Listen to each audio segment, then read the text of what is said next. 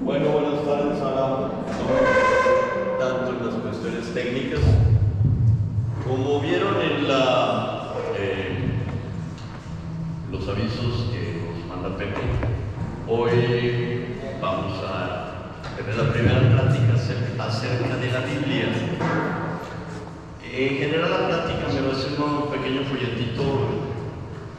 Yo creo que ya está medio difícil conseguirlo, pero bueno, tomé otras cuestiones para hacer un poquito nuestra plática. La primera parte de lo que yo quiero platicar, ojalá y logre mi objetivo, es motivarlos precisamente a que conozcan, lean y se metan en la palabra de Dios. Y comenzamos platicando que la Biblia no es un libro. Vamos a ir viendo por qué, pero fundamentalmente es una persona. Y eso ya lo sabemos. Es Jesús, que se revela desde el primer versículo de la Biblia hasta el último. Y entonces, mi pregunta: ¿qué pensarían ustedes de mí si alguien llega, me regala una casa con todas las comodidades del mundo, dinero para estar tranquilamente viviendo y un sobre donde me explica quién es, por qué me la regala, cómo debo manejarla, etcétera, etcétera? ¿Qué pensarían de mí si agarro el sobre y lo tiro a la basura? Estoy medio mal de la cabeza primero y que mal agradecido, así es en efecto. Bueno, perdón por lo que voy a decir, pero muchas veces lo ponemos así.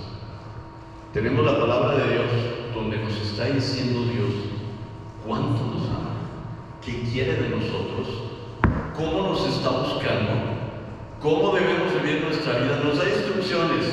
No hay cosa que no encuentren en la Biblia, aunque ustedes no lo crean. No hay cosa que no encuentren que podamos resolver a través de la Biblia. Y sin embargo, la dejamos por ahí. Voy a subrayar porque voy a decir corregir, pero no es corregir.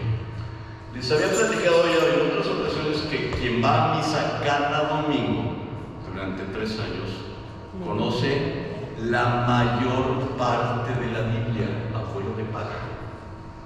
Quien cree que yendo a misa toda su vida pues va a conocer toda la Biblia a través de la liturgia, este lugar de error. No es cierto, no se puede, no es posible. La Madre Iglesia, como buena madre, nos consiente y entonces nos da lo más importante de la Biblia durante esos 3 años. Aún quien vaya a misa diario, en 2 años podría conocer una buena parte de la Biblia, pero no toda. Hay fragmentos, hay pedazos que no se leen.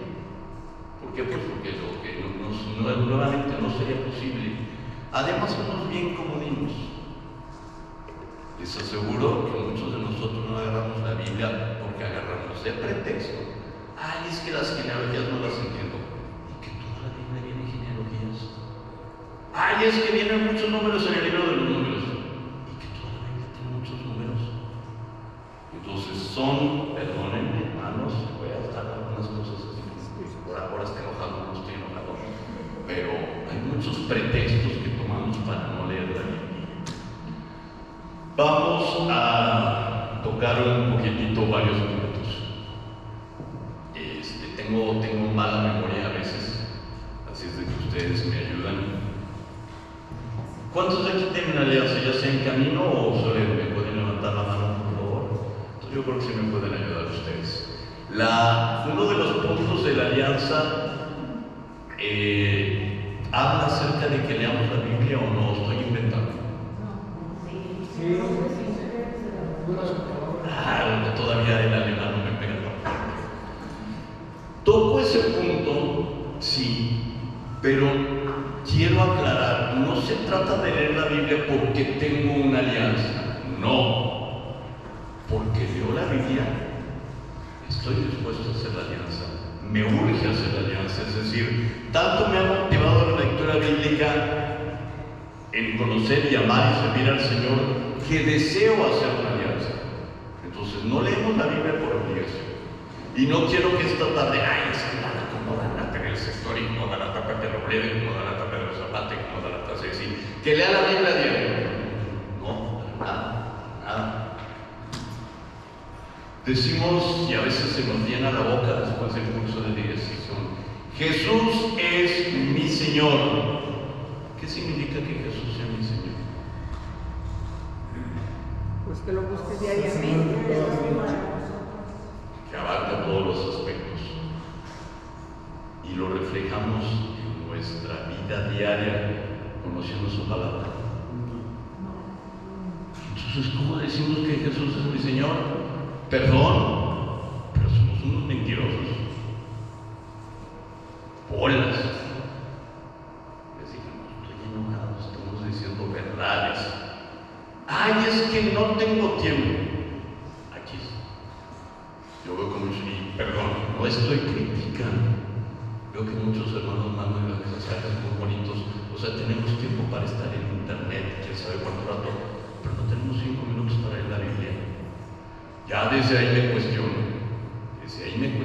Qué bueno que sigan enviando mensajes, pero yo creo que antes de revisar mi Instagram, mi WhatsApp, mi Facebook, mis páginas de internet, voy a agarrar la Biblia y leerla. ¿Qué es más importante para mí? ¿Lo que me dice Ceci a través de WhatsApp o lo que me dice mi Señor? Creo que es más importante lo que me dice mi Señor. Y que me perdone Ceci, pero primero leo al Señor y luego la leo a ella. O a mis amigos, o a mis compañeros doctores, o etcétera. Hay prioridades. Entonces, vamos a hacer verdad lo que Jesús es mi Señor. Este salmo es muy bonito y se oye muy bonito, pero de labios para afuera. Mi alma tiene sed de Dios, del Dios vivo. Verdaderamente tenemos sed de Dios. Verdaderamente buscamos ir a las fuentes, beberla, absorberla, alimentarme de ella. Qué bonito salmo, no voy a perder el memoria. No, vívelo. Mi alma tiene sed de Dios. Lo primero que deseo, ¿qué hacen ustedes cuando tienen sed?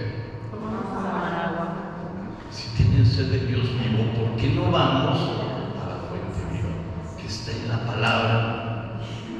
Salmo 63, versículo 2. Dios, tú mi Dios, yo te busco. Sed de ti tiene mi alma, en pos de ti languidece mi carne, cual tierra seca, acostada, sin agua. Mi anhelo, mi deseo, mi vida, mi motivación, quien me levanta, quien me dice el Señor, deseo ver y tener un encuentro, por supuesto, a través de la oración personal, pero quien guía mi oración personal no soy yo, es el Señor. ¿Y cómo lo voy a hacer para saber? La Biblia es un lugar excelente para ello. En el Evangelio según San Juan, que es muy precioso, dice: en el principio existía la palabra estaba con Dios y la palabra era Dios. Palabra de Dios. Por eso comencé la plática diciendo que la Biblia no es un libro, es una persona. La palabra, pues les decía, desde el principio nos habla de Jesús. Claro, ya estamos en el Evangelio de San Juan, pero en el Evangelio en el Génesis se nos empieza a hablar de Dios, de la presencia de Dios, toda la creación. Desde el principio existía la palabra y la palabra era Dios y la palabra es Jesús. La Biblia es una relación personal entre Dios y el hombre, es un canto de amor de Dios por nosotros. Nosotros somos católicos y cuando llega alguien y nos dice todas las religiones son iguales, sí es cierto. No es cierto, falso. Que Dios salva a todos los hombres, eso sí, no lo discuto, pero no es cierto que todas las religiones son iguales, es falsísimo. Y eso lo dice el Concilio Vaticano, no lo digo yo. Por supuesto, el Concilio Vaticano II también dice dice que todos los hombres se van a salvar. Pero ¿cuál es la enorme diferencia entre la religión católica y el resto de las religiones? Nuestra fe. Dios busca al hombre. Dios se entrega por el hombre. Dios salva al hombre. Dios pone 99.999 millones y nos pide un punto 0000001 para salvarnos. Y en el resto de las religiones, supérate, concéntrate, ve a tu interior, haz buenas obras, sé muy bueno y te salvarás. Enorme diferencia, enorme diferencia. ¿Por qué? Porque en nuestra fe y en la palabra de Dios vamos a encontrar la relación personal de Dios hacia nosotros, y de eso nos estamos perdiendo. Es un cántico, es una belleza, es una proclamación de amor de Dios hacia nosotros. Es Dios hablándonos y es la palabra del hombre hablando con Dios. ¿Cuál es la gran diferencia cuando yo leo el periódico o leo un texto de San Agustín o leo un libro de medicina? Yo lo leo. Cuando leo la Biblia, es Dios quien me lee. Vamos a dejar, yo estoy en la lectura bíblica, que Dios me lea. ¿A qué me refiero con eso? ¿Qué me está diciendo Dios? ¿Dónde estoy yo en esta parte? ¿Y Dios qué está haciendo conmigo? Esa es la gran diferencia. Vamos a repasar algunas cositas por ahí. Hace unos meses, que todavía no cumplimos el libro, vimos el libro de Nehemías. Ya se las respondí, se le pasó de no iba a pasar, pero bueno, ¿de qué habla el libro de Nehemías?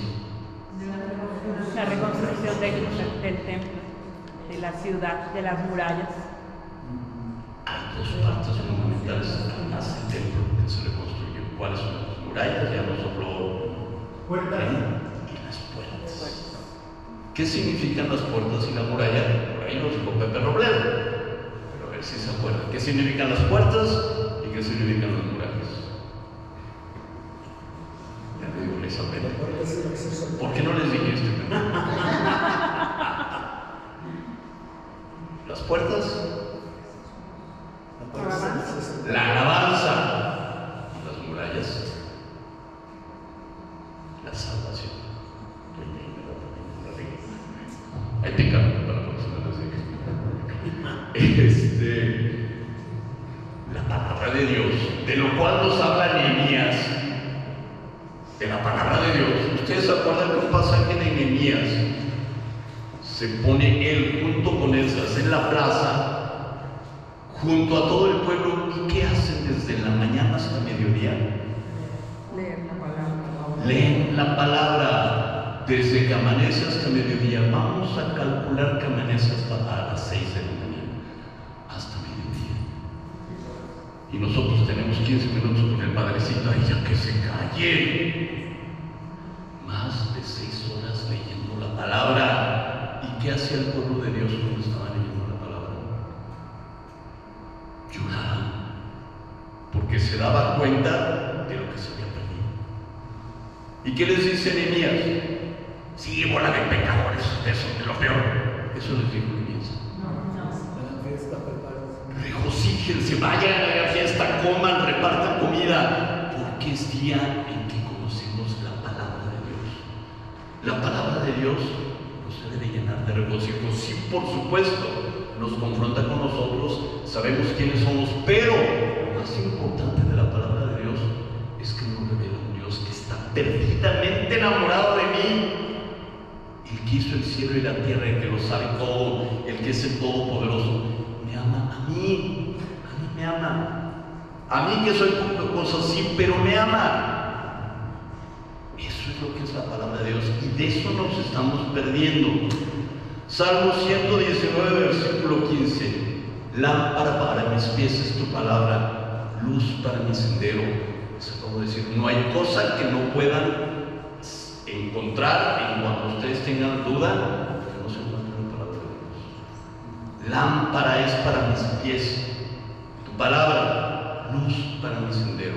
De eso nos estamos perdiendo. Ay, pobre, no sé qué hacer, estoy todo preocupado y angustiado. Pero leer la palabra diario, hay un método que a veces algunos santos lo recomiendan, pero no se trata de eso, leer la palabra. Voy a abrir la Biblia y en donde me caiga, ahí me está respondiendo el Señor. Eso no es leer la palabra. Leer la palabra es ir en orden, diario, consultarla. Esa técnica también es válida, no estoy criticándola, pero eso no es leer la palabra. Estoy les diciendo, vamos a conocer, leer, entrar en lo que es la palabra. Vamos a platicar algunos nombres de nuestra escritura. El primero y más conocido, la Biblia, es decir, el libro.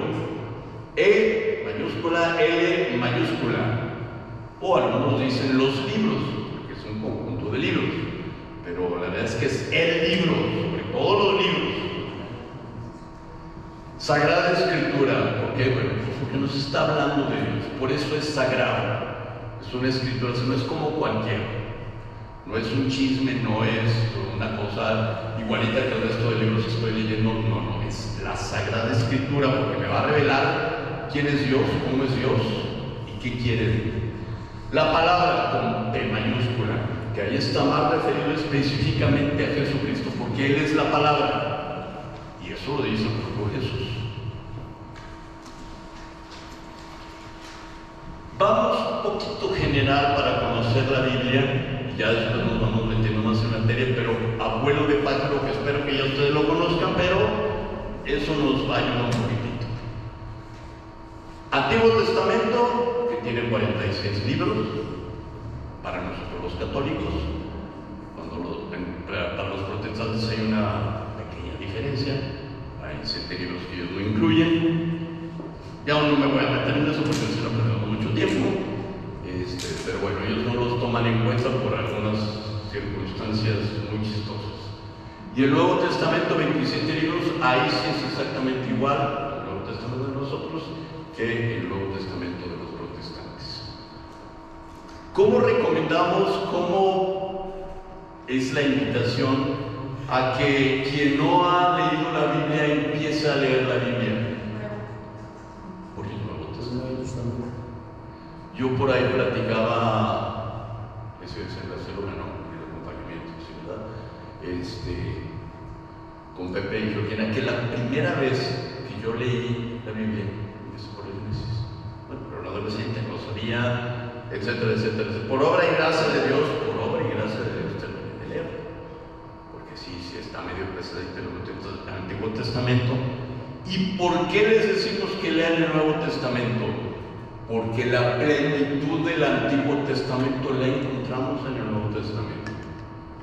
Ahorita estoy leyendo, ya leí Génesis, Éxodo y Levítico, y en Levítico vienen una serie de normas que a veces no las leen, pero ahorita a la luz de Jesucristo es tan bonito cómo deben ser las escrituras del sacerdote, cómo deben de ser los sacrificios, lo que es la sangre, lo que es hacer. Y a la luz de Jesucristo dices, qué belleza es este libro, porque lo estoy entendiendo por Jesucristo. Entonces siempre comienza por los evangelios, no hay de otra, porque ahí van a entender quién es Jesús. Ya también es tema de otra cuestión, pero muy rápidamente, yo en el Evangelio de Marcos voy a encontrar al hombre que se presenta práctico, concreto, hombre tal cual, hombre verdadero. Porque había muchas religiones donde dicen, no, Jesús nos hizo hombre, aparentó, se tomó con su trajecito. No, falso. Y el de Marcos dice, este es un hombre.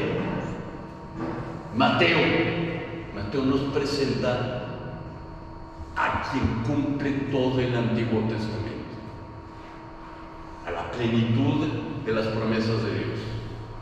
Lucas nos presenta a un Dios misericordioso, nos presenta a un hombre que se preocupa por el enfermo, por la mujer, etcétera, etcétera. Igual, como Juan es el lloro, Juan nos presenta a un Dios, y ahí vemos entonces Dios y hombre verdadero. Pero nos vamos metiendo y vamos entendiendo, y cada evangelio se explica el uno al otro, porque no son idénticos. enfoque, cada quien recibió sus fuentes y cada quien tiene un público diferente. Y Juan es un punto y aparte porque a Juan ya no le interesaba repetir muchas cosas que habían sido escritas, porque ya fue el último en escribirlo, sino presentar los discursos, y es el teólogo, se está presentando lo que es Jesús como Dios y cuál es su objetivo en cada una de las cosas que hizo. Otra división es, la Biblia se divide en libros históricos, sapienciales y proféticos. Es una división muy general, pero bueno, esa es otra manera de que entendamos la Biblia. No todos los libros de la Biblia son exactamente, ni tratan exactamente de lo mismo. Fue dividida hasta 1226 en capítulos por el cardenal Esteban Langdon. Originalmente no tenía capítulos, todo escrita de corrido, pero para tratar de hacerlo un poquitito más práctica aún y para poder tener referencia a lo que estaban platicando, se divide en capítulos. Y posteriormente el impresor Roberto Estienne, 3 siglos después, lo dividió en versículos. Hay veces que uno dice, eso está medio chistoso, me cortaron. Bueno, pues por eso. Fue dividida después y no era el objetivo normalmente, pero es muy útil precisamente cuando nos queremos referir precisamente a un texto. Por eso tenemos las abreviaciones, que hay muchas, pero bueno, en general en nuestra iglesia, Mateo se abrevia MT, no voy a meterme en todas las abreviaciones de cada libro, pero bueno, normalmente se escribe el capítulo, después una coma y seguido por los números en un guión. A veces cuando tenemos textos distintos, o sea, versículos distintos, los separamos con punto y coma, ¿ok? Pues, bueno, ahí viene. O cuando son, por ejemplo, un versículo y está separado de otro versículo, ponemos un punto intermedio. Mateo 1 y 11. 1 y 11. Entonces son abreviaciones prácticas, rápidas, que podemos encontrar, por ejemplo, en la liturgia, en los textos bíblicos, etcétera, etcétera. ¿Qué no es la Biblia? Eso quiero aclararlo porque, como les dije, no es cualquier libro. Si ustedes creen que la Biblia es un libro de edificación moral, no lo es. Están muy equivocados. Es que en la Biblia voy a encontrar cómo me voy a portar bien, cómo no ser pecador. Falso. La Biblia nos habla, empieza por Caín y Abel. Empieza con un asesinato, empieza con incestos, empieza en el Génesis, y ya no digamos más adelante, empieza con el rey David, un asesino mentiroso, y ahorita es San David, pero la Biblia no es, quien quiera entrar pensando que la Biblia va a encontrar puras cuestiones bonitas, morales, nadie se porta mal, está muy equivocado. La Biblia está revelando la realidad del hombre ante Dios, y que a pesar de todo eso Dios viene y lo busca. La Biblia no es una norma de moralidad, aunque trae los 10 mandamientos, trae cómo nos vamos a comportar. No se reduce a ser una norma de moralidad, al contrario, es un canto de amor, es algo mucho más superior que una norma de moralidad. No es un libro científico, porque muchos debaten, esto viene en la Biblia y esto no es cierto. Pues es que no es un libro científico. Voy a poner un ejemplo. ¿Cómo dice la Biblia que el primer día Dios creó lumbreras? Pues es un decir, todavía no existía el tiempo. El tiempo lo crea Dios. Y bueno, ya existía el tiempo, pero obviamente si no había sol, ni había tierra, pues ¿cómo podemos hablar de día? No podemos hablar. Está intentando hablar de etapas. Y lo bonito es que la ciencia ha confirmado cómo es cierto y cómo el orden que viene en la Biblia es como se fue creado el universo. Lo primero que sucede es una gran explosión donde hay emisión de luz. El primer día el Señor hizo la luz y dijo, hágase la luz. La luz se hizo. ¿Cómo alguien que escribió la Biblia hace 5,000 años podía saberlo? Con el Espíritu Santo. Ahí está el autor. Pero si no era científico, ni tenía ni telescopios los que tienen ahora, ni tienen las leyes de física que conocemos ahora, bueno, ahí está. Y ahí le podemos seguir. Aunque no es un libro científico, sí confirma, o sí la ciencia confirma muchas de las cosas que vienen en la Biblia, pero no es un libro científico. Vamos a platicar un poquitito del exterior de la Biblia. ¿Dónde nació la Biblia? La Biblia nace en varios lugares. Primero y el más importante es Dios. Dios es el autor, Dios utiliza diferentes plumas, por supuesto, pero es palabra de Dios. Y ahí nace. El primero que toma la iniciativa para que se escriba la Biblia es Dios.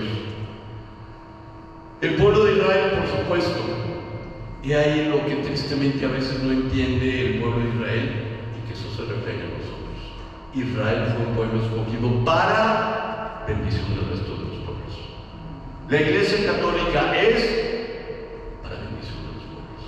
Este domingo tenemos el Domingo Mundial de las Misiones.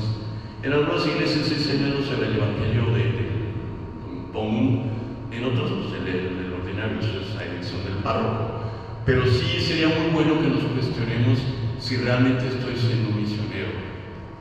Ya lo van a oír mañana, pero siempre que hablamos de misiones pensamos en África, pensamos en la selva amazona. No, eres misionero primero en tu casa, en tu trabajo, con tus amigos, eres misionero. Y todos estamos llamados a ser misioneros. Pero bueno, podemos apoyar, y mañana de eso se trata también. Primero con nuestra oración.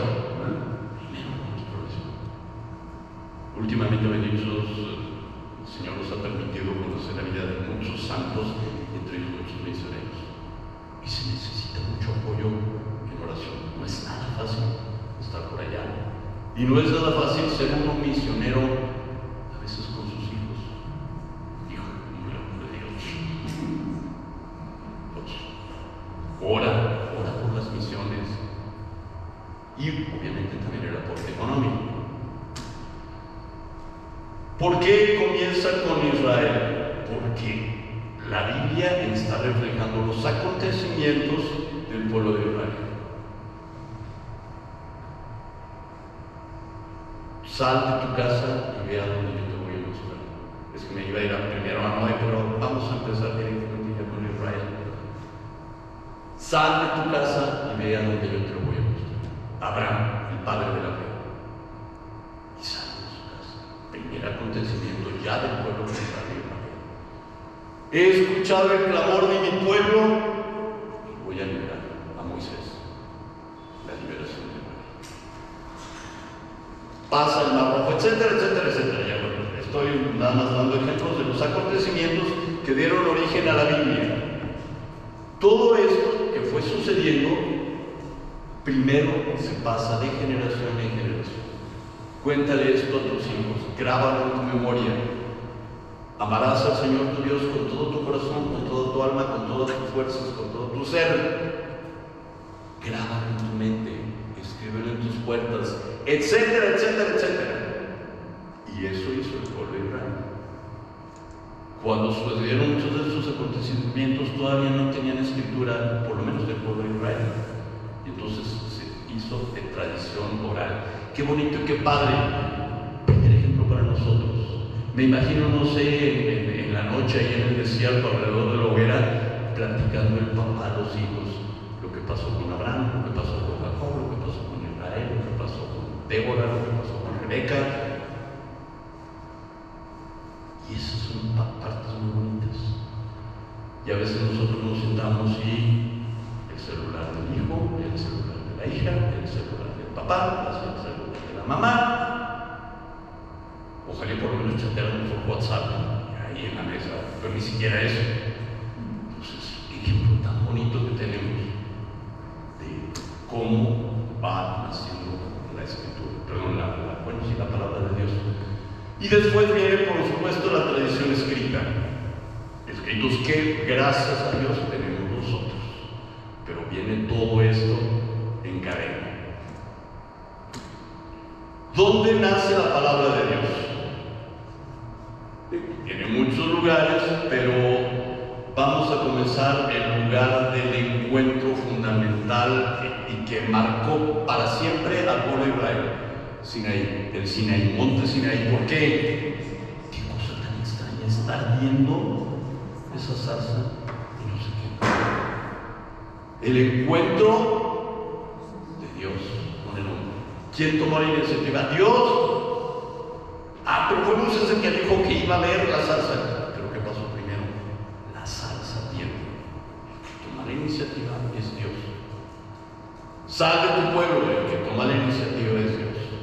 Construye un arca, el que toma la iniciativa es Dios. Y así lo puedo seguir. Siempre toma la iniciativa Dios. Nace en el Sinaí. Y en cuanto el pueblo regresa, bueno, Abraham se establece en la tierra de Palestina, por supuesto. Y ahí es una parte importante donde se desarrolla la Sagrada Escritura. Después vienen y son deportados a Babilonia, otro lugar donde se desarrolla, y algunos libros vienen precisamente lo que sucede en Babilonia. Es también en Grecia. Mira, yo no me acuerdo de ninguna parte de la Biblia donde venga en Grecia. No, pero Lucas es griego. San Pablo estuvo en Grecia.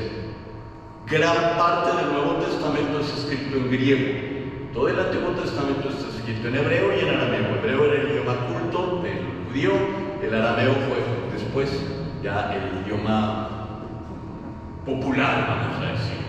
Así como hay el latín culto y el latín del populacho, bueno, también estaba el hebreo, también estaba el arameo, pero el Nuevo Testamento en su gran mayoría es escrito en griego.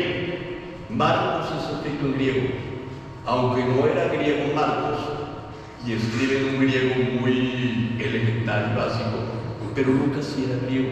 El griego de Lucas es un griego fino, precioso, bonito. Y ahorita voy a tocar esta cuestión del idioma, perdón. Roma, por supuesto, que nació en Roma. Pablo estuvo preso en Roma, el evangelio se empezó a difundir en Roma. Entonces es escrito sí en griego porque era el idioma culto, el idioma de escritura, aunque ya el idioma general era el latín, pero fue escrito en griego. Por eso es bien importante nuestra traducción de la Biblia. Hay muchas Biblias, gracias a Dios tenemos acceso a la Biblia de una manera facilísima, pero también hay varias versiones que no puedo decir que ninguna Biblia sea buena, no, todas las Biblias son buenas, pero sí me gustaría que buscáramos alguna Biblia que tenga una buena traducción, porque hemos visto traducciones que no tiene nada que ver con el significado original, porque bueno, tratan de hacerle accesible al pueblo, pero puede desviar un poquitito del contenido original. No es comercial, lo recomiendo, me gusta, son Biblias muy buenas.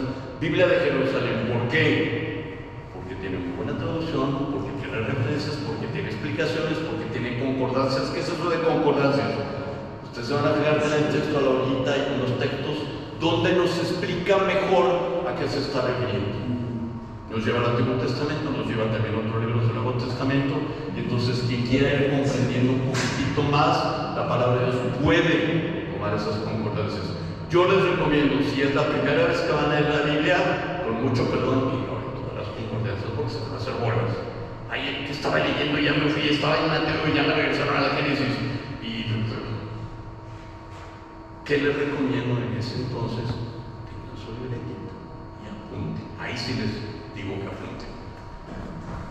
Porque la Biblia no es de interpretación personal. También benditos tenemos el acceso a internet, pero híjole, yo a veces le tengo miedo porque me dicen, no creas todo lo que ves en internet, no creas. Entonces, si van a consultar internet, primero vean que sea una página oficial católica. Está la de los jesuitas, están muchas páginas, pero viene la página del padrecito fulanito de tal que ni siquiera sabes si es católico o no es católico, y donde ya te dicen, no hombre, Jesús no resucitó, es una imagen. A veces que lo dice el padrecito, el padrecito lo dijo, espérame. O puedes consultarlo en tu acompañamiento. ¿Cuántos de ustedes en su acompañamiento lo utilizan para platicar de la Biblia? Ay, Ay, es que me dijo, me enojé, me pelearon, me tuve en este conflicto. Qué padre, qué bueno que practiques eso.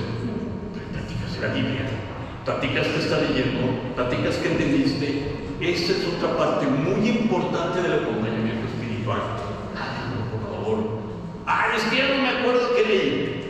Libretita, por favor, llévate tu libretita y practica de lo que estás viendo. Seguimos con el exterior.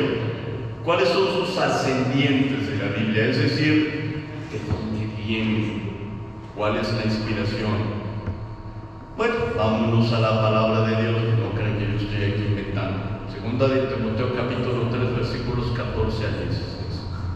Tú, por tu parte, y la acabamos de leer hace, no por eso no pasa nada. Tú por tu parte permanece fiel a lo que aprendiste y aceptaste, sabiendo de quiénes lo has aprendido y que desde la infancia conoces las sagradas escrituras, que te enseñarán el camino de la salvación por medio de la fe en Jesucristo. Toda escritura ha sido inspirada por Dios y es útil para enseñar, para persuadir, para corregir, para educar en la rectitud. Palabra de Dios. Ojalá y se pueda decir de ustedes que desde la infancia conoces las sagradas escrituras. Sí se puede decir, porque un niño espiritual empiezo a leer y me instruyen, me corrigen, me educan. Eso es lo que es la palabra de Dios. Nuevamente les digo, no hay cosa que no encuentren en la Biblia. Ya me maltrataron, ¿qué voy a hacer? San mansos y humildes de corazón. Híjoles, que tengo miedo de no sé qué. No tengo, soy yo. Enseña ahí, me la puedo pasar toda la noche, pero ahí está, para todo sentimiento, para toda duda, para todo. Lo encuentran en la Biblia y se están perdiendo de ello. Un capitulito que lean diario. Un capítulo no se lleva ni 5 minutos, perdón, no se lleva ni 5 minutos. ¿Y saben qué es lo que quiero? Que se piquen. Porque cuando empiezan a conocer la palabra de Dios es un capítulo, no, ¿y qué sigue? Órale. Mañana continuará. No, esto no es televisión, no son series. Si tú quieres, puedes continuarlo. Ay, es que tengo que hacer, bueno, realmente es tan importante lo que tienes que hacer. Si es que ya me llegó un mensaje de Insta. De veras es tan urgente. De veras es tan urgente. Ya se los he dicho, pero no me da, porque me da bien mucho por aquí. Y ya el padre, el párroco estuvo de acuerdo conmigo. Ah, cómo me encanta que me digan, ¿por qué te han prendido el celular? Y el padre me contó algo que de veras que yo no lo he visto, pero si lo hubiera visto, sape en la cabezota. El padre estaba confesando y un chamaquito. Oye, ¿estás en misa o estás chateando? ¿A qué rayos vienes a misa si te la vas a pasar chateando?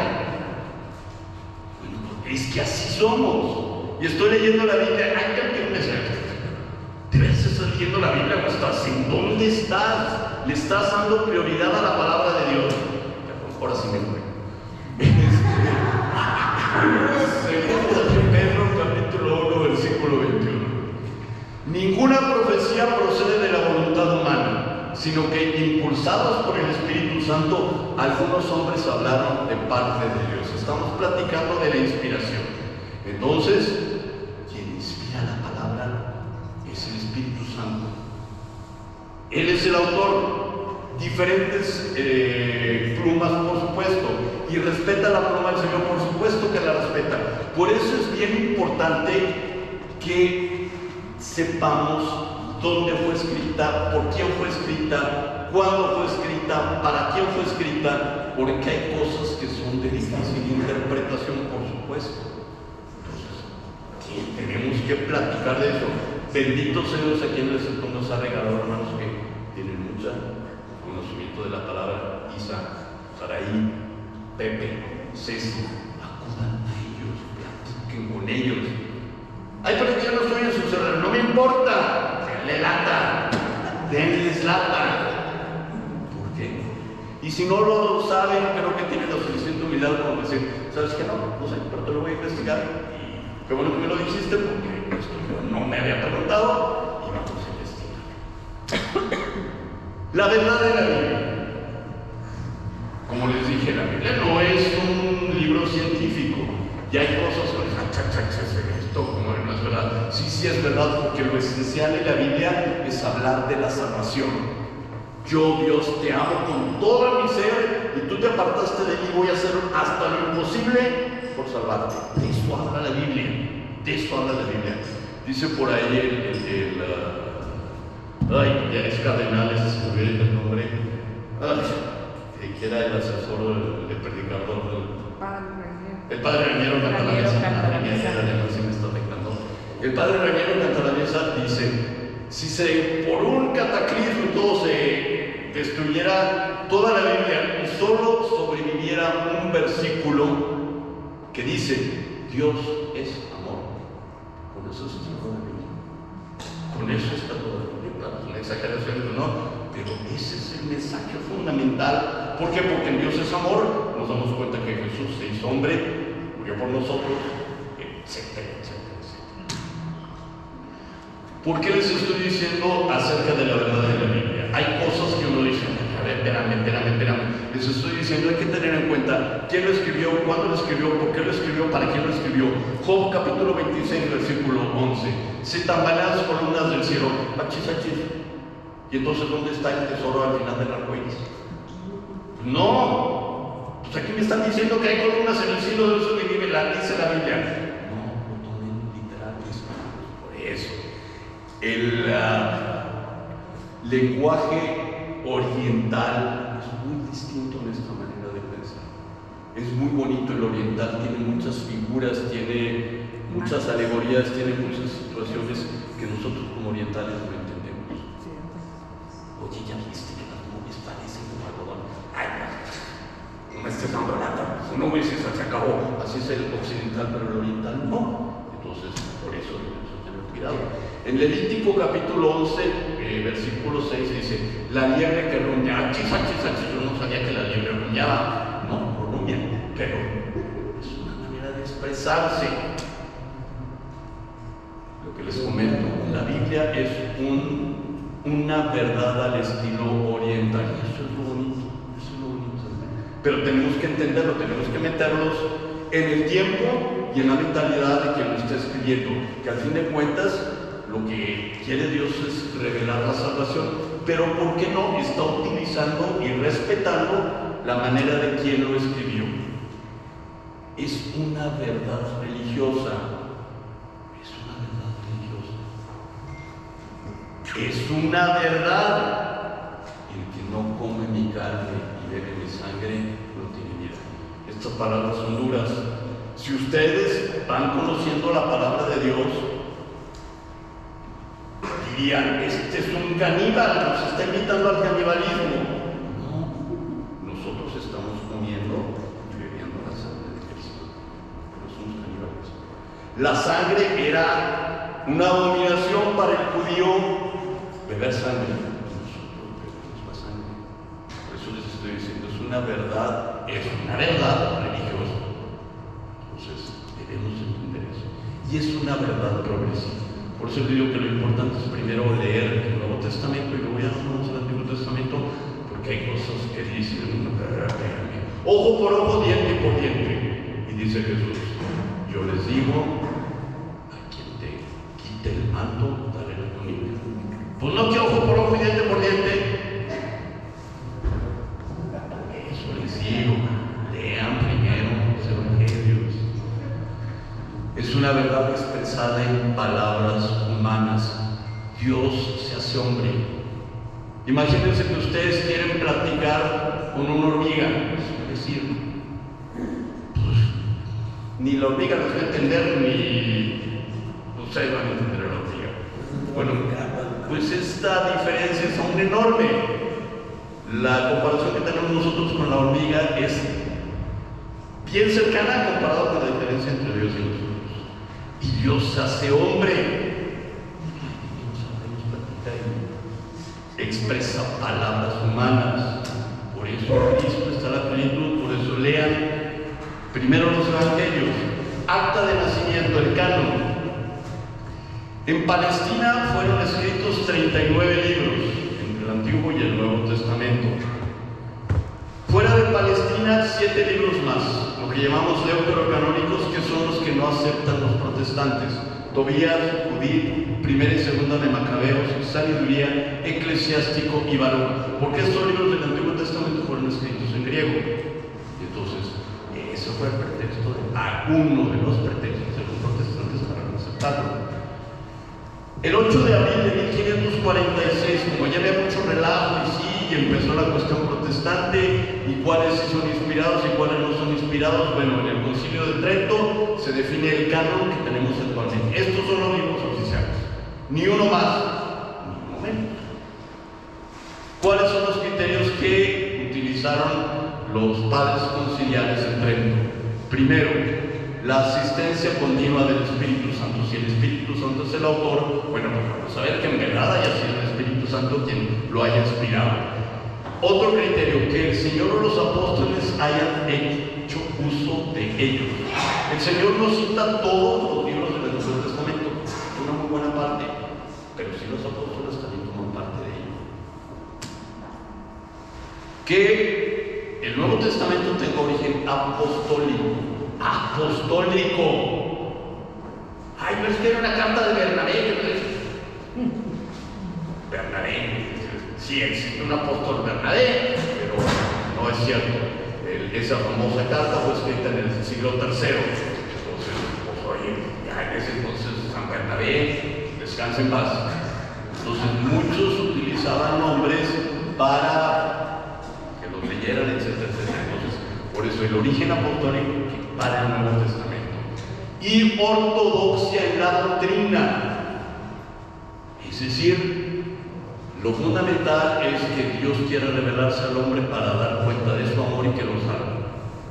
Ay, es que el Evangelio de San Judas dice que Judas era chiquito y estaba jugando con Pedro, con Pedro y con el Señor, y llegó y pateó los pajaritos de lobo, y entonces vino el Señor y él hizo que los pájaros volaran.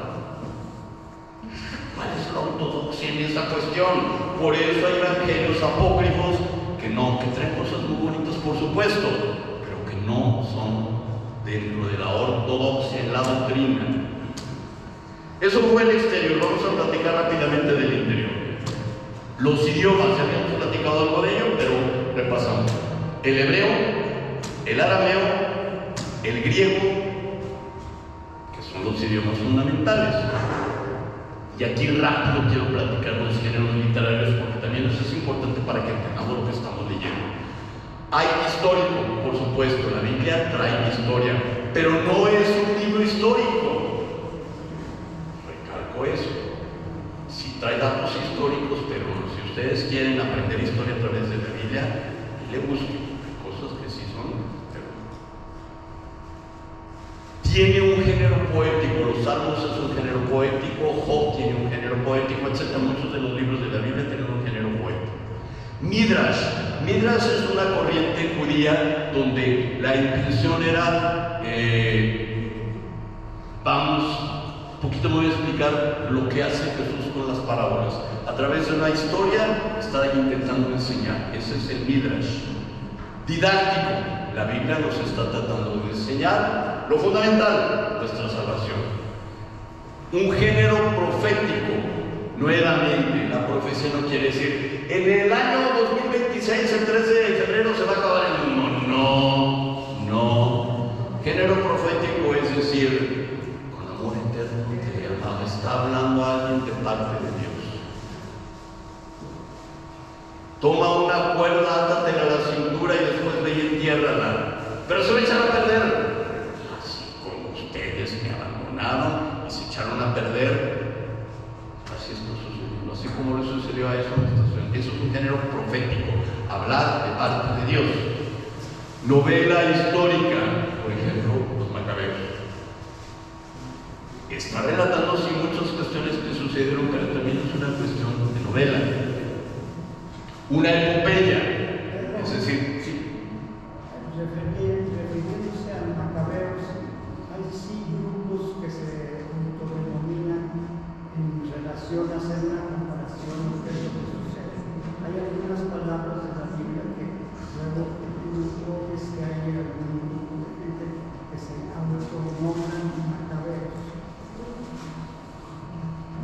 Mira, en la historia de la iglesia ha habido muchas situaciones que toman cuestiones, y te lo voy a resumir de esta manera. Un texto fuera de contexto se convierte en buen pretexto. Los macabeos, hay que luchar y hay que combatir contra el enemigo. No me voy muy lejos. ¿Qué genocidio hizo el pueblo de Israel contra Gaza? Pero es que somos el pueblo elegido. Son el pueblo elegido para proclamar la salvación de Dios, no para hacer desastres, no para hacer genocidios. Entonces, pues, sí. No conozco realmente qué se refiere con macabeos, pero pueden haber ese pretexto. ¿Qué hicieron los macabeos? Se replegaron para combatir contra los invasores en ese tiempo, que era Grecia. Entonces,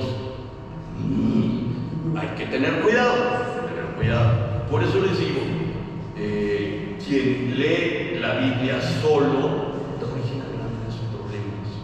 Lutero, Calvino, interpretaciones personales, siempre las ha habido.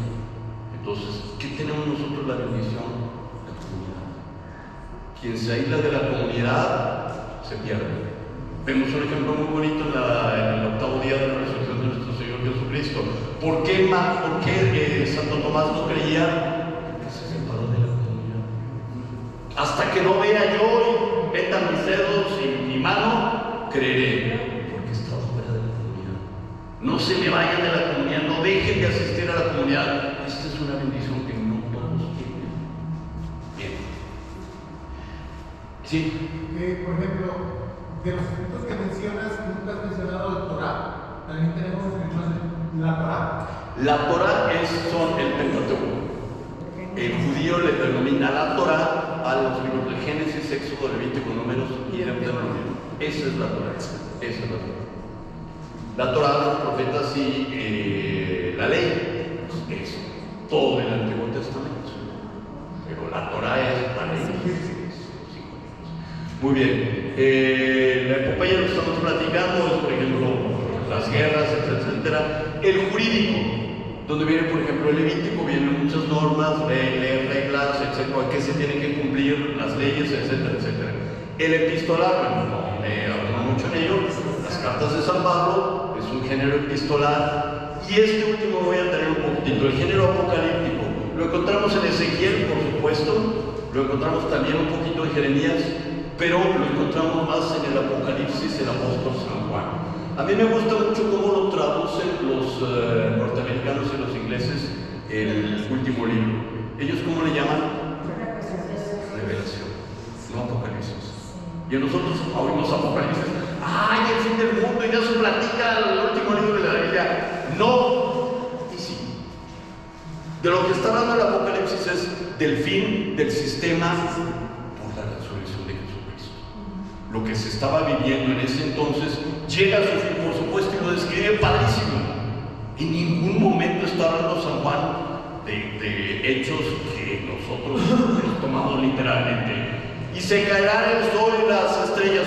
Por supuesto, se cayó Nerón, se cayó todo su sistema, se cayeron.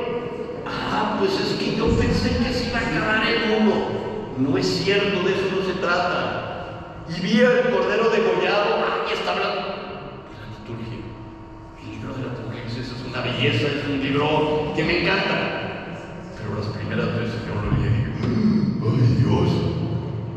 Da miedo. Da miedo porque no tienes ni idea. Léelo y apunta. Hay muchísimos signos, señales. El género apocalíptico habla eso precisamente. Uno dice, ¡ay, en clave! No habla en clave. Un judío entendía perfectamente de lo que estaba hablando el Apocalipsis. Pero nosotros no somos judíos, ni vivimos en el primer siglo, entonces ya ahorita no lo entendemos, pero para eso está, bendito sea Dios, la interpretación de la iglesia. Interpretación, precisamente. Buscar el sentido de la palabra de Dios. ¿Qué me está diciendo a mí concretamente? Que el Señor te habla a través de su palabra, por supuesto. Es muy bueno hacer un estudio. Lo primero que los invito es a que conozcan la Biblia. Empiecen, como les digo, a leer un capítulo, si pueden 2 capítulos, mucho mejor. Hay capítulos muy largos, hay capítulos muy cortitos, pero empiezan a leerlo.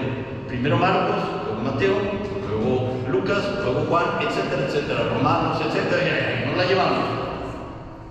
Apunten, pregunten dudas. lata, para eso estamos. Y bueno, ya después sí, el Señor los toca y espero que, bueno, si los está tocando, espero que se dejen tocar. Y entonces hagan un estudio bíblico, es una belleza. Textual, es decir, ¿qué me está diciendo? ¿Quién lo dijo? ¿Cómo lo dijo? ¿Cuándo lo dijo? ¿Para quién lo dijo? Literario, ¿de qué género se trata? Ah, pues un género poético, es un género apocalíptico, es un género histórico, porque eso me va a ayudar mucho a entender qué es lo que está diciendo la palabra de Dios. Por supuesto, magisterio de la iglesia, eso es importantísimo. Tenemos San Agustín, es una belleza, San Bernardo, tremendísimo en cuanto a interpretación de la palabra. San Agustín tiene sermones preciosísimos. San Bernardo, las glorias de María, el cantar de los cantares. Ya mejor no les digo, porque tenemos en el magisterio de la iglesia, no se diga Santa Teresa de Jesús, San Juan de Ávila, y etcétera, etcétera, etcétera. El corazón, historia de la salvación, madre mía de Guadalupe. El corazón de la Biblia es la historia de nuestra salvación, que ya no me meto mucho en eso porque se lo voy a platicar un poquito más en detalle la próxima semana, pero el corazón de la Biblia, el centro es la historia de la salvación, de mi salvación, de la salvación de mi familia, de la salvación de mi iglesia, de la salvación de mis amigos, de la salvación de mi pueblo, etcétera, etcétera. La Biblia nos habla y nos hace descubrir que necesitamos a Cristo. Yo soy bueno, yo no mato, yo no robo, yo no necesito salvación. Oye, pues qué padre, bendito sea Dios, por ti no vino Jesucristo, no lo necesitas, yo sí lo necesito. En marcha hacia Cristo. Ya descubrí que necesito a Cristo ahora, soy imperfecto y me voy a estar cayendo 20.500 veces, sí, pero voy en marcha hacia Cristo, hacia allá voy. Cristo Jesús es mi centro, es mi todo, es mi vida, es mi alfa, mi omega, mi principio, mi motivación, etcétera, etcétera, mi vida. La Biblia, como lo decimos en la liturgia, por Cristo, con Él y en Él. Eso es la Biblia.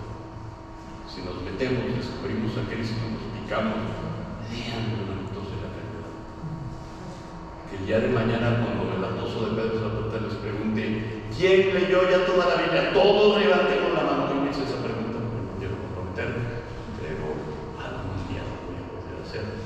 Ojalá, todos hayamos leído por lo menos una vez la Biblia. Quien lee una vez la Biblia se pica. Lo digo por experiencia. La leí una vez y otra, y otra, y otra, y otra, y otra, y otra, porque no se acaba en una riqueza tremenda y tiene un amor tremendo, tremendo. Entonces, ojalá ese sea el fruto de esta tarde. Bendito Dios, te damos gracias por tu palabra, por Cristo Jesús que se revela en la palabra. Te pedimos, Dios eterno, que nos des un amor grande, deseo grande por la palabra, Dios eterno y misericordioso. En ti está la fuente de vida, en ti vemos la luz. Tú en verdad eres el camino, la verdad y la vida. Cristo Jesús, revélate en nuestros corazones, danos hambre y sed de ti, danos el deseo de leer tu palabra. Danos el deseo cada vez más intenso de entrar en tu palabra, conocerla y amarla. Madre buena, tú fuiste la primera que conociste la palabra, de tal manera la conociste que engendraste a tu Hijo Jesús por gracia y obra del Espíritu Santo. Enséñanos, Madre buena, a meditar la palabra como tú la has meditado siempre, como la sigues meditando hasta ahora. Que por tu gracia e intercesión seamos ávidos lectores de la palabra. Dulce Madre, no te alejes, tú estás en todas partes, ven conmigo a todas partes, solo no me dejes. Y ya que me proteges tanto como verdadera Madre, haz que me bendiga el Padre, el Hijo y el Espíritu Santo. Avisos.